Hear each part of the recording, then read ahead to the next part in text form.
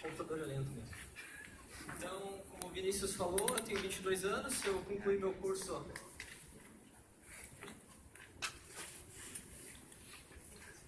de computação ano passado, o drone foi usado como TCC. Eu sou analista de sistemas na empresa CIA Ocean e eu gosto bastante de IoT. Desde criança eu desmontava carrinho, adorava quando os carrinhos estragavam, eu tinha que brincar, desmontar e construir outras coisas. Sempre tentei fazer voar alguma coisa com os motorzinhos, mas nunca deu certo. Começar a mexer na drones. Eu também sou gamer, eu gosto bastante de jogar. Se alguém joga no PlayStation quiser me adicionar, depois adiciona no Facebook e marcou uma jogatina. E recentemente eu também fui aceito no fazer doutorado na Universidade de Notre Dame. Não fui ainda porque estou precisando de uma bolsa, então se alguém souber alguma coisa ou quiser financiar meus estudos, eu estou aberto a receber. Já ganhou uma bolsa lá embaixo. Bom, daqui alguém tem um drone em casa, pode ser qualquer tipo, uma pessoa, duas pessoas. Três pessoas, vocês construíram esse drone, vocês compraram? Compraram. Tá, eu vou passar meio que por cima o que é necessário para você estar construindo comprando as peças. Primeiramente, você vai precisar de um controlador de voo, que o que eu usei foi baseado no Arduino, esse carinha aqui. A única diferença é que ele já tem todas as conexões necessárias para você estar ligando os outros componentes. Ele tem alguns sensores, como acelerômetro, giroscópio e barômetro. Você também vai estar precisando de ESCs, que são os controladores eletrônicos de velocidade, que eles vão estar fazendo o controle dos motores em si. Então o Arduino vai mandar um sinal para esse controlador, para esse ESC, e ele vai estar fazendo o controle do motor em si. Você vai precisar dos motores, obviamente. E eles são motores brushless. O que é isso? Eles não têm escovas. Aliás, eles têm escovas, só que elas não são rotatórias. A parte dos ímãs fica na parte externa. Isso faz com que os motores sejam mais eficientes, gastem menos energia e não tenham tanta aquela vibração, que é muito importante, porque aqui qualquer vibração o drone perde a direção dele e cai. Você também vai precisar de um receptor e um transmissor. O receptor você vai estar conectando no teu controlador e o transmissor no controle, vai estar fazendo a comunicação entre os dois. Daí você vai precisar de um controle, obviamente, né, para conectar o transmissor, que eu usei, é o mesmo da foto, esse daqui. O controle bem bom. Se você for comprar ele no Brasil, ele está meio caro, então eu aconselho importar da China. Tudo que eu falei aqui eu trouxe da China quando o dólar estava barato, então hoje em dia dá para fazer elas por elas. Você também vai precisar de um frame, que é o corpo do drone. Eu tenho alguns conhecidos meus que construíram um drone usando frame de madeira. Então você pode fazer de madeira, pode fazer de acrílico ou pode comprar de fibra de vidro, que nem é o caso do meu aqui. Você também vai precisar das hélices, que é o que vai realmente fazer ele sair do chão. No caso, ele está sem as hélices, que é uma demonstração eu vou fazer sem, depois eu coloco, mas ele está aqui. E a bateria, que é o grande problema dos drones, é a bateria, que ela não tem uma autonomia muito grande, porque os motores sugam muita carga. Aqui no pico máximo dele, que eu jogar o máximo de força, ele chega a 80 ampere. Então é muito. Essa bateria aqui, ela tem 5 ampere. Então ela descarrega muito rápido, chega a durar no máximo uns 18 minutos de voo. Tá, e para controlar isso daí, como é que é feito? Tem um software chamado MultiWii, que ele é open source, ele foi feito para o Arduino, ele consegue controlar drones de até 8 motores. Ele recebeu esse nome pelo fato de a primeira versão dele ter sido baseada no sensor que você tem no controle do Wii. Não me lembro o nome do controle, Nunchuk. Ele é open source, então você consegue brincar dentro dele, tanto que eu abri o código dele e eu adicionei para suportar o sensor de baixo diretamente nesse software.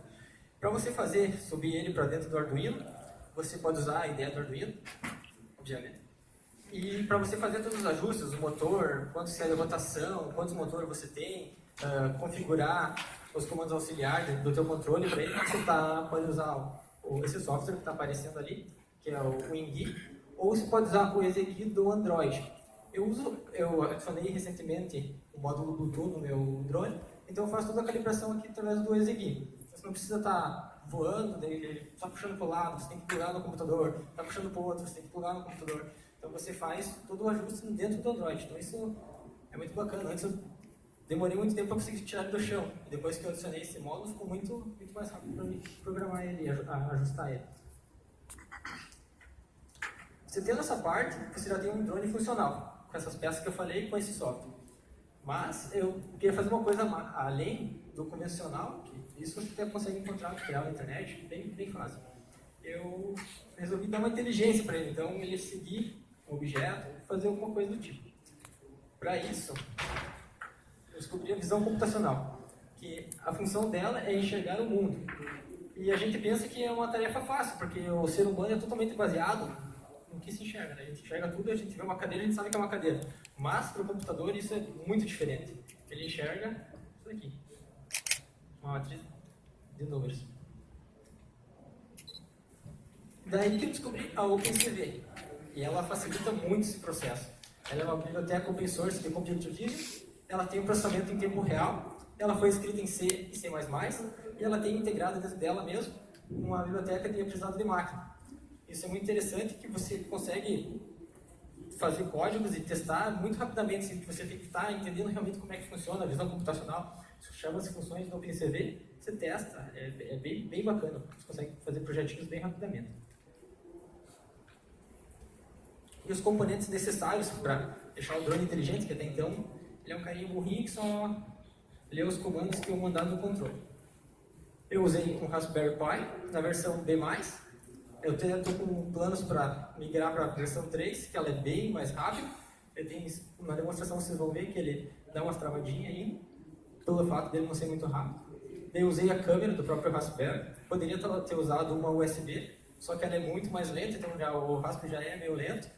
E com a câmera USB ficaria inviável o projeto.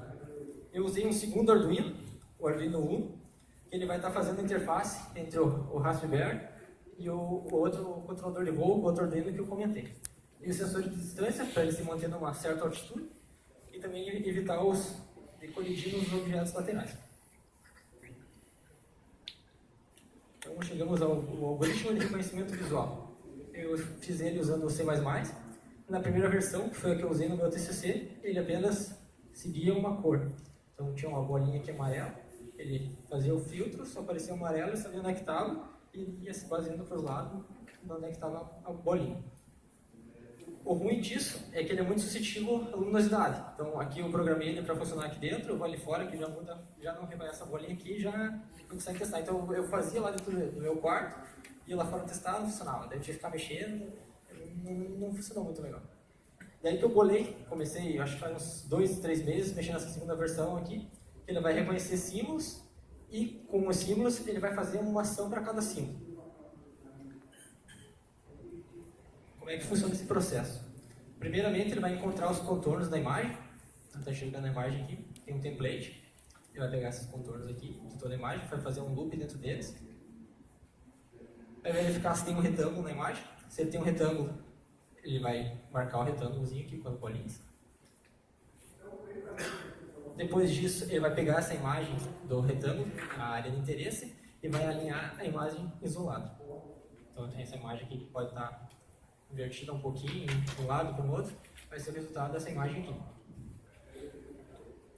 Depois que ele tiver com essa imagem obtida, ele vai comparar com os templates que eu pré-carreguei dentro dele. Quando ele encontrar um que tenha uma diferença menor do que a que eu pré-defini, ele vai dizer que aquele é o meu símbolo encontrado. Então, aqui deu match. E ele vai executar a operação que foi atribuída ao template. No caso aqui, está mandando decolar. Daí, no Arduino Uno, que eu comentei que eu coloquei ele fazendo essa interface entre os dois, ele vai estar fazendo o controle dos modos de voo. Ele consegue alternar entre o modo manual, que simplesmente vai ler os inputs do meu controle e vai mandar para o outro Arduino, que realmente faz o controle dos motores e do drone. Ele vai ler o modo sensorial, que simplesmente usa os sensores para evitar colidir com os objetos, ou vai usar o modo autônomo, que vai receber os dados enviados pelo Raspberry Pi, e daí vai estar comandando o drone. Então o Raspberry Pi envia o sinal, eu quero que você decole. Quem vai fazer isso é o Arduino, aqui no caso. Ele vai usar o sensor de baixo, quando tiver a certa altura ele vai parar de fazer a aceleração dos motores. Ou quando for mandar decolar, vai fazer o inverso. Pousar, desculpa. como é que foi feita a comunicação.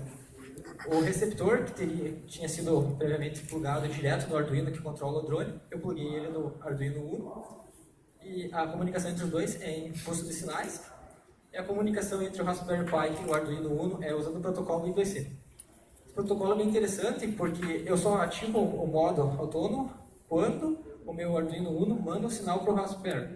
Então ela funciona em duas vias, eu posso estar mandando dados e recebendo dados. E a comunicação entre o Arduino Uno e o Arduino Crios é a comunicação SER, ela varia de 1000 a 2000. Então se eu estou no centro, não estou mexendo em nenhum eixo, está no 1500, o drone vai ficar parado. Se eu mandar 1000 vai para um lado, 2000 vai para o outro. Então vou fazer uma demonstração de como é que funciona isso aí. Você não precisa se preocupar que eu não vou jogar em cima de ninguém, para não vou matar ninguém. Não vai voar já.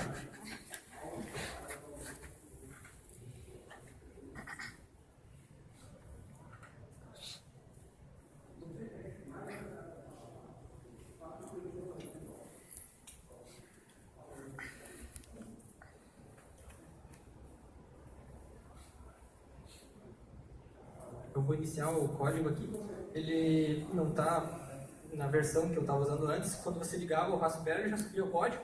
Mas como ele roda em linha de comando, é que eu estou usando uma interface, daí ele vai dar erro. Então por isso que eu estou iniciando ele manualmente aqui. Se ele me ajudar. Aparentemente desconectou. Só um momento. Eu vou achar o código.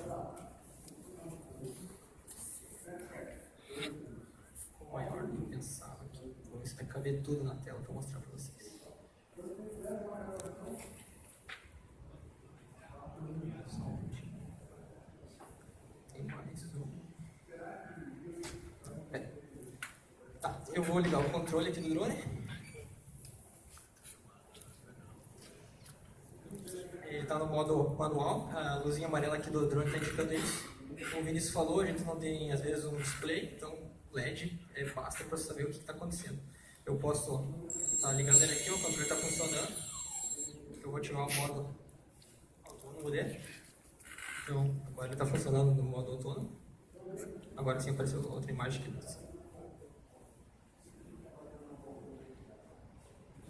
Ficou espremido. Tá. Eu vou mostrar aqui como é que ele funciona.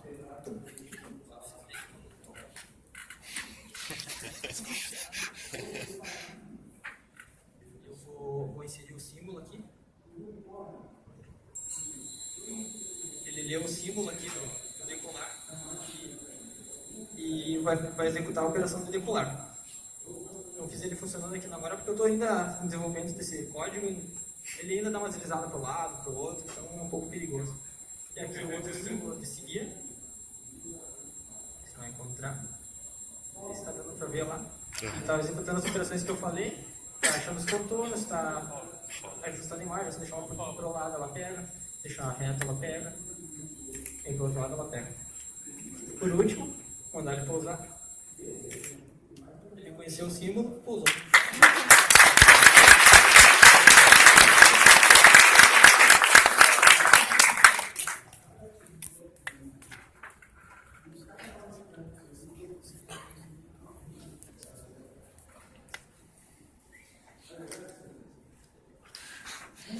Bom, pessoal, eu vou só jogar aqui no slide que estourou nosso tempo.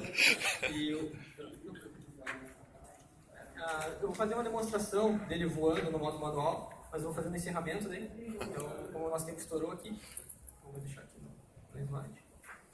Se alguém tiver alguma pergunta, não sei se a gente tem tempo para responder alguma pergunta também, como é que tá? Temos tempo para uma pergunta? Tem alguém que tem uma pergunta? Então, pediu se tem tempo, não sei se alguém tem alguma dúvida.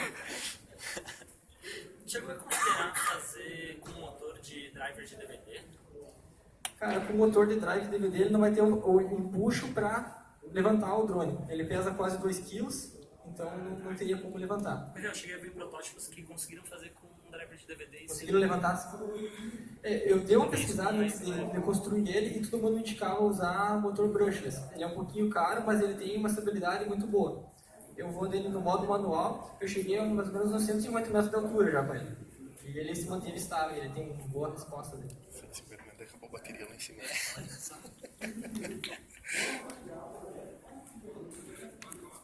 pode falar. Esse algoritmo que utilizasse para reconhecer a imagem, se você implementar um drone que ele se aproximar de uma parede, ele não bate a imagem. É um pouquinho. Seria o mesmo experimento para ele. Na verdade, para eu reconhecer a distância de um aparelho, eu teria que usar duas câmeras. Eu precisaria estar enxergando o mundo em 3D. Daí fica um pouquinho mais complexo. Então, com essa câmera só não consigo. Até nesse meu código, vocês veem que ele está reconhecendo um quadrado aqui. Não coloquei aqui na demonstração, mas eu estou estimando esse quadrado para saber a distância que está. Então, quando a pessoa está vindo mais para trás, aqui o quadrado vai diminuindo, ele sabe que está mais longe, ele vai seguindo. Mas para reconhecer uma parede, realmente tem que ter um objeto como parâmetro para eu estar definindo a distância. Será que não podia seguir o mosquito da dengue e matar? Boa pergunta. Se daria. Se fosse um pouquinho maior, quem sabe? Uma pergunta. Na verdade, primeiro você falou que você fez uma tese, acredito eu, de mestrado, não sei. De graduação. De graduação. Isso. E daí você comentou que você utilizou a OpenCV no biblioteca. Exatamente. Para, em cima da OpenCV, escrever um algoritmo de rastreamento de imagem. Exatamente. Pergunto para você, a sua tese lá de graduação, esse algoritmo, ele está público ou ele é algo restrito seu? Na verdade, o algoritmo que eu fiz para o meu TCC, eu não tenho ele disponibilizado. Mas o algoritmo que ele está rodando hoje, eu acabei de colocar, acho que foi no final de semana, no GitHub. Então, se vocês quiserem entrar aqui, vocês vão ter o algoritmo de controle dos modos de voo e o algoritmo que está rodando dentro do Raspberry Pi. Esse Tá fazendo? Esse que conecta com o OpenCV também você disponibilizou? Exatamente, esse que vocês viram aqui, que está reconhecendo o símbolo e fez ele startar os motores, tá no GitHub ali. Eu só não tenho ainda os diagramas de conexão. Eu pretendo, no futuro próximo, colocar os diagramas de conexão, então você está podendo replicar o projeto. Mas você consegue ter uma ideia ali, tem todo o código do OpenCV, como é que eu pego, faz o threshold, alinha a imagem, faz tudo ali dentro. Obrigado. Pergunta rápida. Quanto o setor do rádio?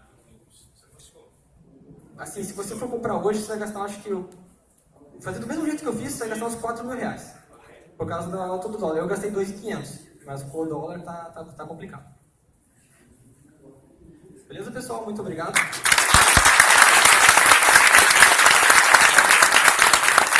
Bom, gente, a gente está com o tempo estourado e a demonstração aqui é tão fantástica que a gente vai unir o útil ao agradável e vamos fazer essa como uma demonstração de encerramento do evento.